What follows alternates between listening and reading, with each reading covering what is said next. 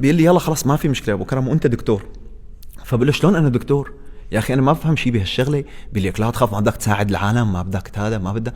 قلت له شلون تساعد العالم؟ قال لي يا اخي اعتبرها من دافع انساني. قلت له شو؟ قال تعال اقول لك. فجاب اذا بتعرفها القصديره نعم. اللي بتنحط على علبه اللبن، جاب القصديره. انا هي كانت الاستاذ تبعي طبعا، غير اساتذتي والدكاتره اللي تعلمت منهم واستفدت منهم كتير كتير، طبعا لهم كتير الشكر هن، بس هي كانت الوسيله للتعلم.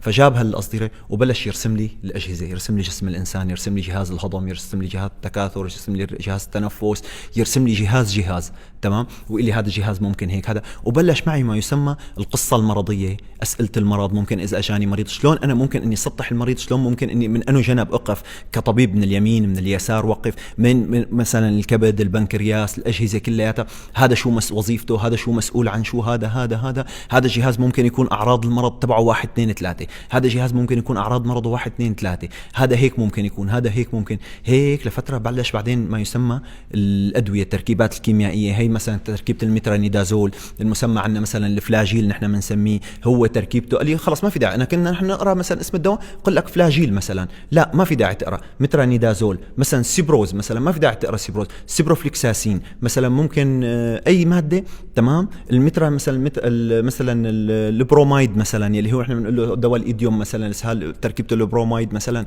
اي مثلا دواء الفيكسوفينادين، ادويه الحساسيه، هالامور هي صار يعلمني ادويه مثلا هذا بيشتغل لهيك وهذا لهيك وهذا لهيك وهذا تركيبته هيك. ومثلا مريض الكبد مثلا ما ممكن نعطيه سيتامول، ممكن لانه استقلابه عن طريق الكبد، ممكن هذا المريض مثلا هيك. هذا مريض مثلا الضغط ما ممكن نعطيه مثلا ديكلوفيناك صوديوم مثلا، مريض الربو ما بنعطيه اياها، مريض القرحه ما بنعطيه اياها، في دوكلوفيناك بوتاسيوم في هيك، لهذا بنعطيه هيك، الملحي بنعطيه هيك، سيروم سكري هيك. فعلى فتره ضليت معه هذا الطبيب لمده سنه.